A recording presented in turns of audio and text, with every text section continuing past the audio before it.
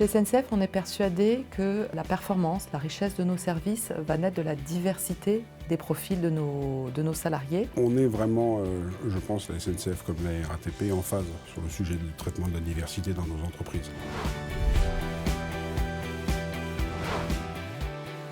Ce qu'il nous fallait, c'était un outil moderne pour en parler aujourd'hui. Et on voulait passer la vitesse supérieure. Et c'est vrai que la dimension du serious game permet plus de souplesse, permet de toucher plus de monde. Avec un rapport un peu ludique, tout à la fois sérieux, en mettant les gens en situation de comprendre et d'agir.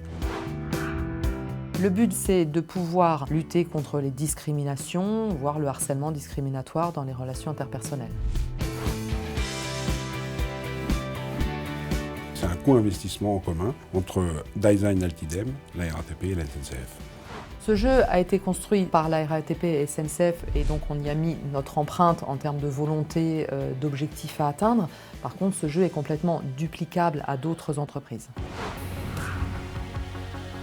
Notre objectif avec le Serious Game, c'est d'avoir un outil attractif et percutant. Tu sais qu'il doit peut-être passer chef d'équipe? Tout le monde sait qu'il est homo. À mon avis, ça va pas être simple. Pourquoi tu dis ça? Concrètement, le Serious Game se compose de 7 séquences de jeux. On avait fait le choix de travailler sur 7 critères de discrimination distincts qui font partie des 21 reconnus aujourd'hui par la loi. À la différence du e-learning, le Serious Game apporte le côté fortement immersif. On se retrouve dans la peau d'un avatar, ce qui rend la situation beaucoup plus concrète, beaucoup plus impliquante. Tu sais de quoi les collègues ont parlé toute la semaine? De religion.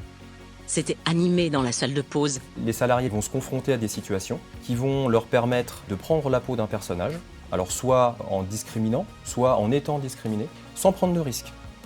Cet espace d'entraînement leur permet de jouer, rejouer, refaire en fait. Et la personne se rend compte si son attitude, si les mots qu'elle avait choisis ont eu un impact positif ou négatif. Et ça permet l'apprentissage. T'as fait un constat factuel et ton observation me paraît juste. Mais je me demande si cette critique est bien nécessaire.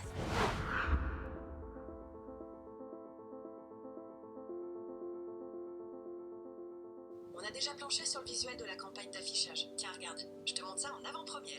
C'est proche de la réalité, parce que c'est un petit peu ce qui est vécu tous les jours.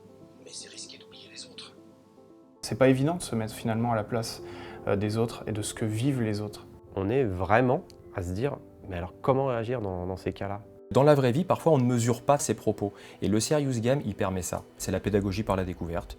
Ce qu'on avait visé par rapport à ce Serious Game, c'est de pouvoir déclencher une prise de conscience. Donc la personne qui va être elle-même confrontée à ses représentations personnelles, à ses propres stéréotypes, se rendra plus compte aussi de l'impact de ceci sur sa vie professionnelle et celle des autres. Donc ça permet par la suite de libérer le dialogue entre collègues sur les sujets du travailler ensemble et de vivre ensemble.